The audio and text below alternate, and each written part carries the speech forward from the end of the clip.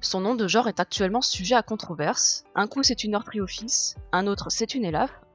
J'ai pour habitude d'utiliser le nom de genre Orthriophyes car c'est sous ce nom que j'ai connu l'espèce, mais il serait plus correct aujourd'hui d'utiliser Elaphe pour la décrire. Ce qui ne change pas, c'est son nom vernaculaire, serpent ratier de Taïwan ou Taiwanese beauty snake en anglais.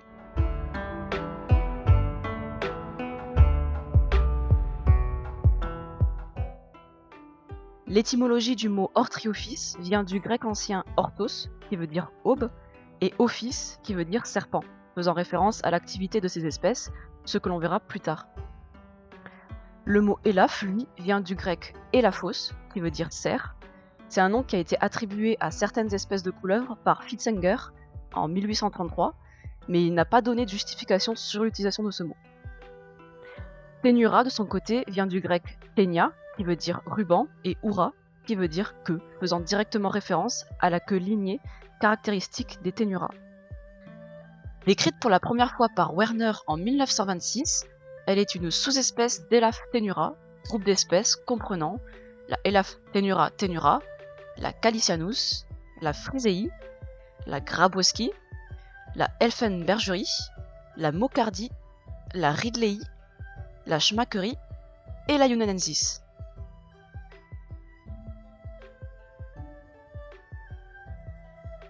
Elaphe tenura frisei a une tête plutôt triangulaire, avec un corps ligné mais assez robuste et une longue queue.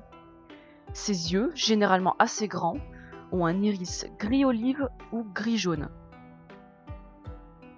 L'iris est traversé par une barre horizontale grisée qui est la continuité des bandes noires sur la tête.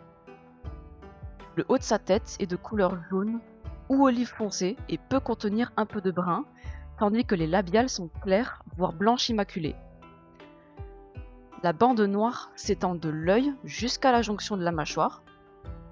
La couleur générale du haut du corps est jaune olive avec des petites touches de vert.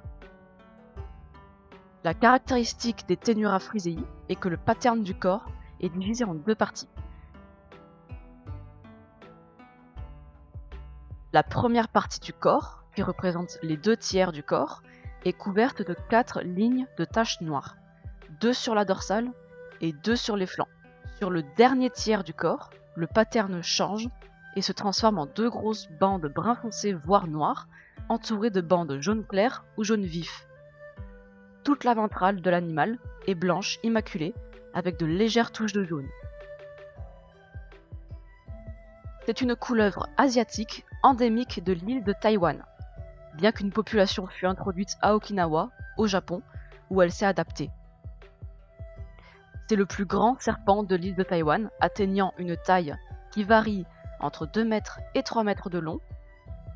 Cette taille fait d'elle la plus grande Tenura, en tout cas parmi celles que l'on maintient en captivité.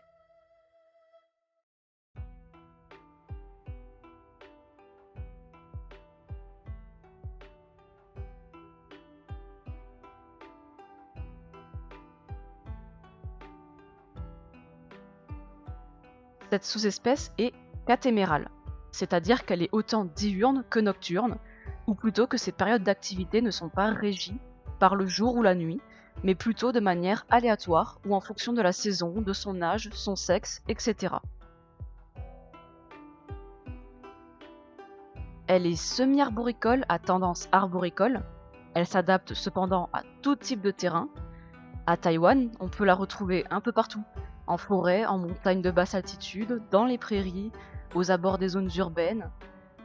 Donc en captivité, il sera très important de leur offrir un maximum d'espace et de les laisser exploiter le plus de types d'environnement possible, en leur offrant des branches pour grimper, une surface au sol pour évoluer sur du plat, une quantité de substrat lui permettant de creuser, car elle va creuser, et un point d'eau suffisamment grand pour qu'elle s'immerge dedans. En faisant ça, vous êtes sûr de lui offrir un environnement complet.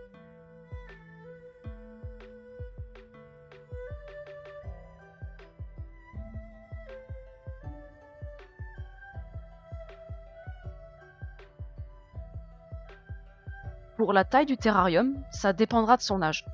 La mienne, je l'ai reçue quand elle avait tout juste 2 mois et qu'elle ressemblait à un petit ver de terre de 40 cm. Je l'avais mise dans un 60 sur 45 sur 45 cm, dans lequel elle est encore actuellement, avec une dizaine de centimètres de substrat, des branches et des plantes avec beaucoup de feuillage. Et maintenant qu'elle a 1 an et qu'elle frôle le mètre de long, je suis en train de lui préparer un terrarium de 100 sur 50 sur 50 cm, toujours avec une dizaine de centimètres de substrat. Cette fois-ci, je lui ai ajouté des buissons pour voir comment elle évolue dedans.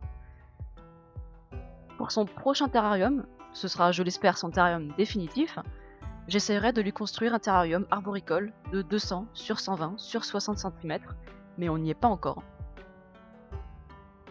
Cette couleuvre est très active et très curieuse. Elle a une réputation d'être très mordeuse et nerveuse lors des manipulations, mais ça va vraiment dépendre du spécimen. Vous aurez des spécimens très mordeurs et d'autres juste un peu nerveux. Pour ma part, je suis assez chanceuse pour le moment, elle n'a jamais essayé de me mordre. Cependant, je ne la manipule jamais. Les seules fois où je l'ai prise en main, c'était pour effectuer des changements dans le terrarium. Et je ne conseille pas aux gens de ne jamais manipuler ce type de serpent, car ne jamais manipuler, ça a double tranchant. D'un côté, l'animal n'est pas stressé par une manipulation, de l'autre, il n'est pas habitué à vous et va vite monter en stress si la manipulation devient obligatoire.